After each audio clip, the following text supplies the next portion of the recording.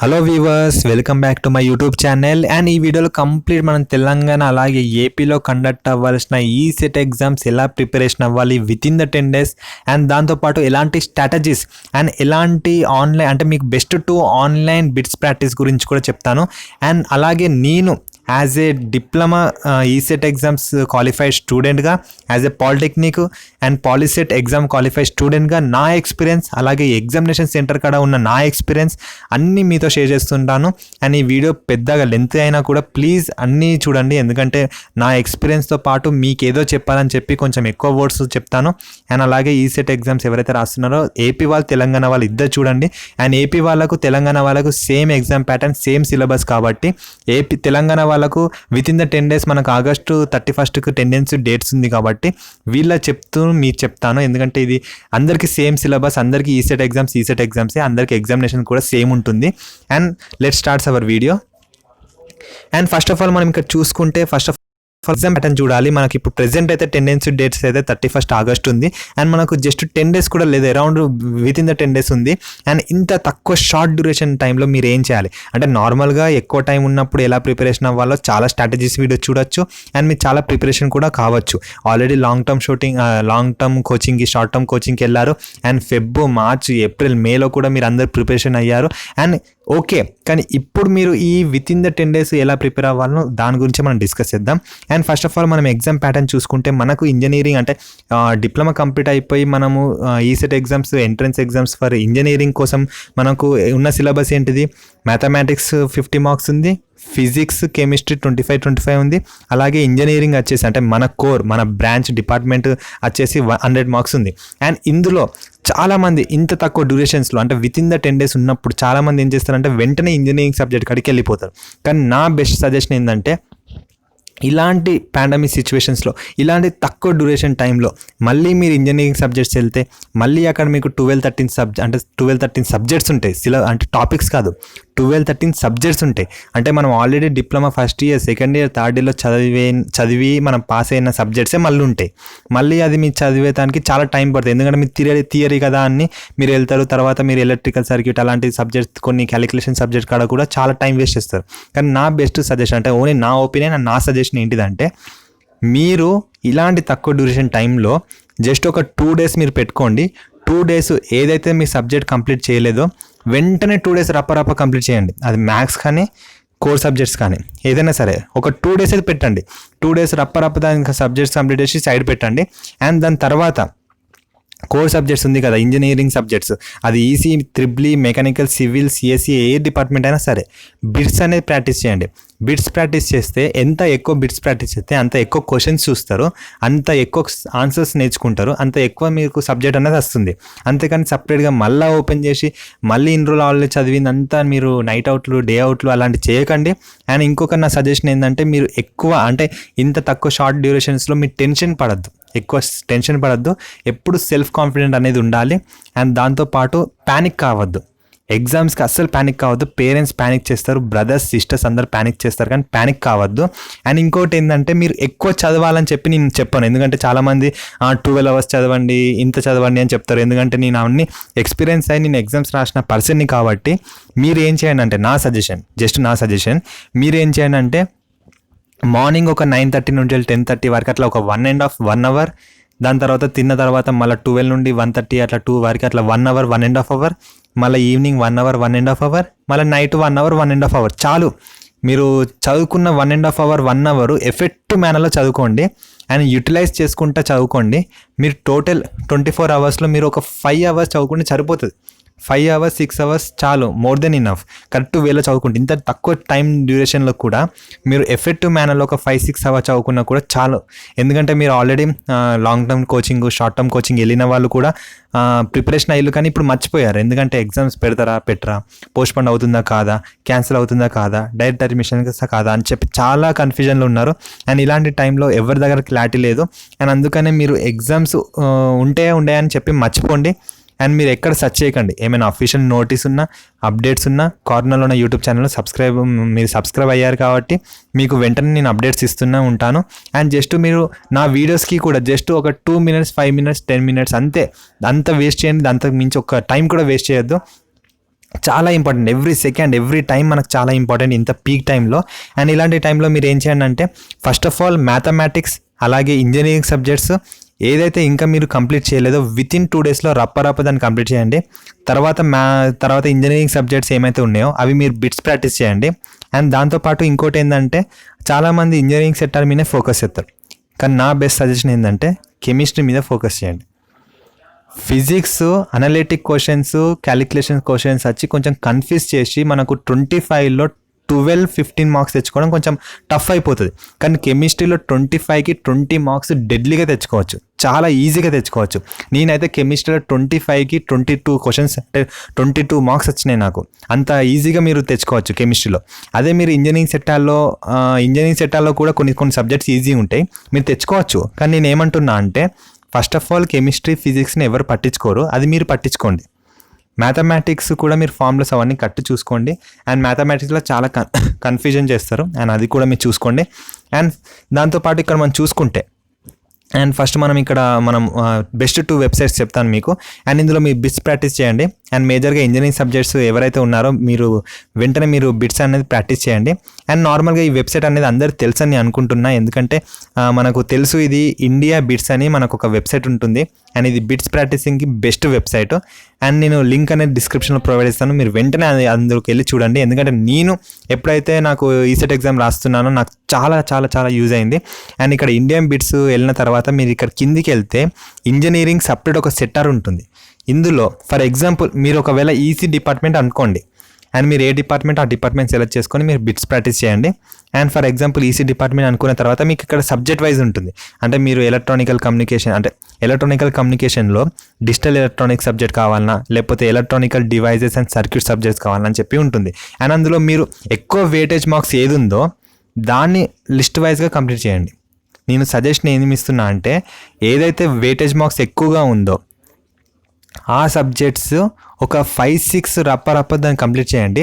And తక్కువ marks ఉన్నాయి వదిలేయండి, ఎందుకంటే దాని మీద టైం కూడా వేస్ట్ చేయకండి. ఎందుకంటే మనకు చాలా తక్కువ టైం ఉంది, మీరు ఆల్రెడీ చదువుకున్నా, మీ ఉన్న నాలెడ్జ్తో మీరు ఏదో ఒకటి ఆన్సర్ పెట్టేయండి.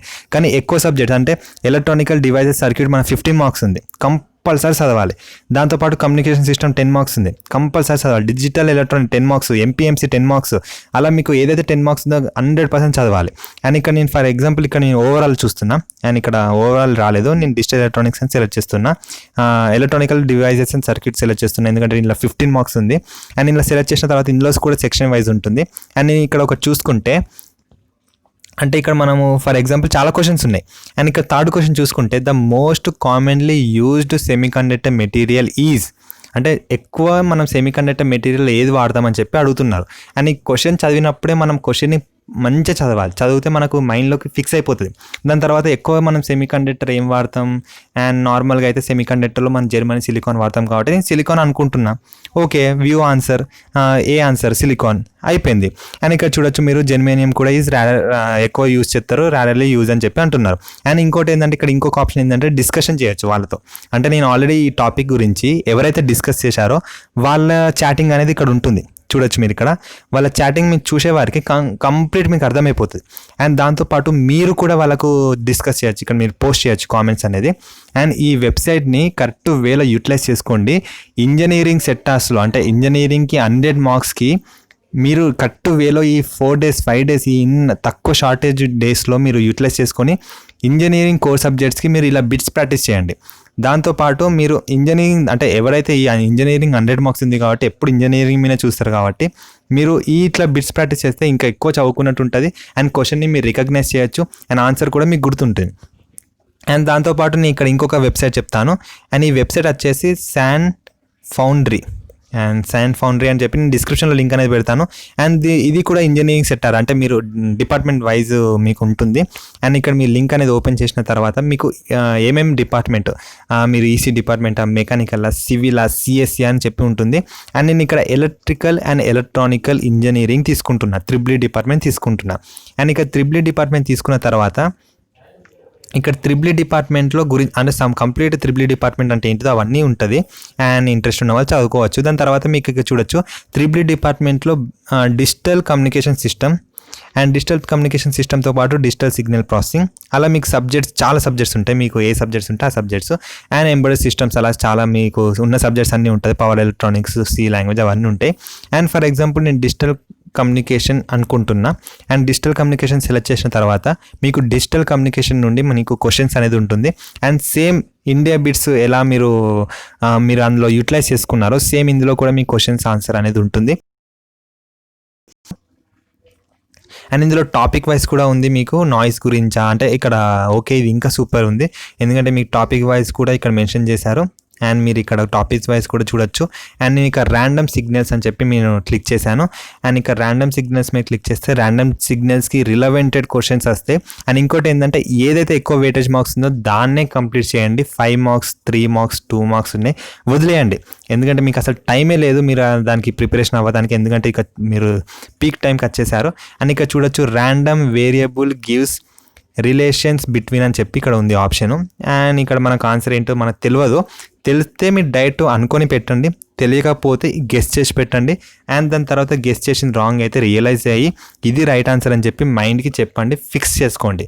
అలా మీరు ఇంజనీరింగ్ సబ్జెక్ట్స్ అన్నీ ఈ రకంగా చదువుకోండి. అండ్ నార్మల్ టైంలో ఎప్పుడైతే మీరు ఫ్రీగా ఉంటారో, అంటే ఫ్రీ టైంలో మార్నింగ్ ఒక 1 అవర్, ఈవినింగ్ మధ్యాహ్నం నైట్ అలా 1 అవర్ ఇలా మీరు ప్రిపేర్ కాండి. ఇంజనీరింగ్ సబ్జెక్ట్ గురించి మర్చిపోండి, అంటే ఇంజనీరింగ్ సబ్జెక్ట్ సైడ్ పెట్టండి. దాంతోపాటు ఇప్పుడు మ్యాథమెటిక్స్ సబ్జెక్ట్ చూసుకుంటే మనకు డిప్లొమా చేసిన వాళ్ళకి మ్యాథమెటిక్స్ చాలా హార్డ్. ఎందుకంటే నేను కూడా మ్యాథమెటిక్స్ M1 M2 అవన్నీ ఫెయిల్ అయ్యి బ్యాక్లాగ్స్ అన్నీ రాసి పాస్ అయిన క్యాండిడేట్నే కాబట్టి నాకు తెలుసు.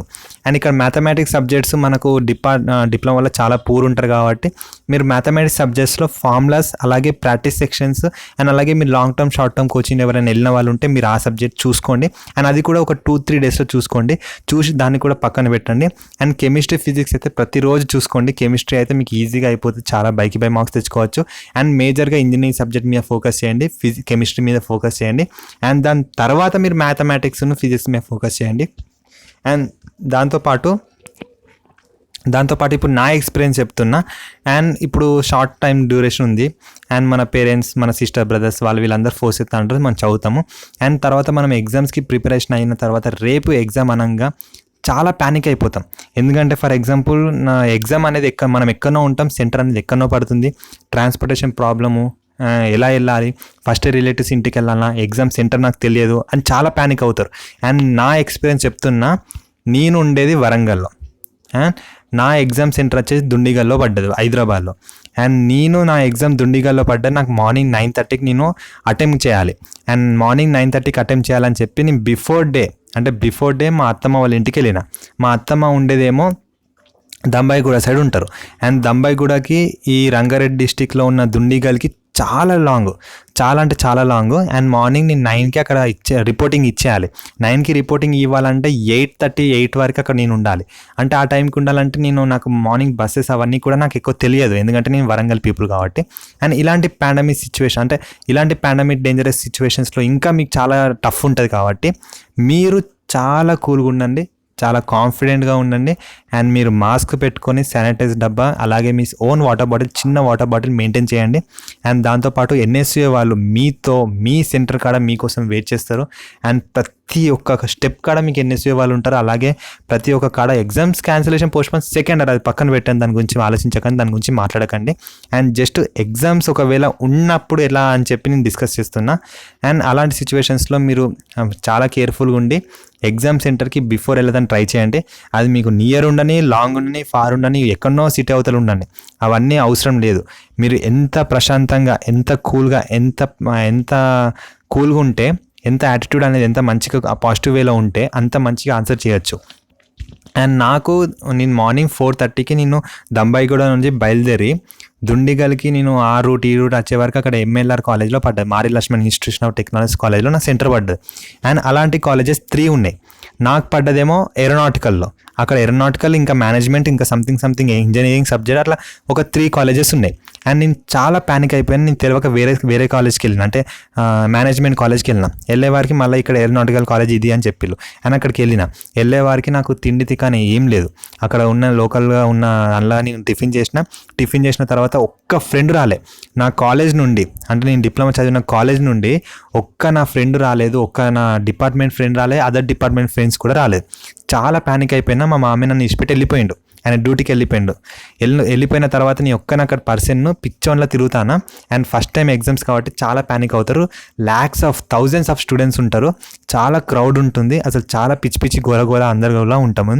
ఉన్న తర్వాత మనం లోపలికి వెళ్తాం, వెరిఫికేషన్ జరుగుతుంది. నా పర్సు, నా బ్యాగ్ అవన్నీ అక్కడ ఇచ్చిపెట్టిన, నా మొబైల్ అన్నీ వాళ్ళకి ఇచ్చేసిన తర్వాత లోపలికి వెళ్ళిన తర్వాత మళ్ళీ భయం అవుతా ఉంటుంది.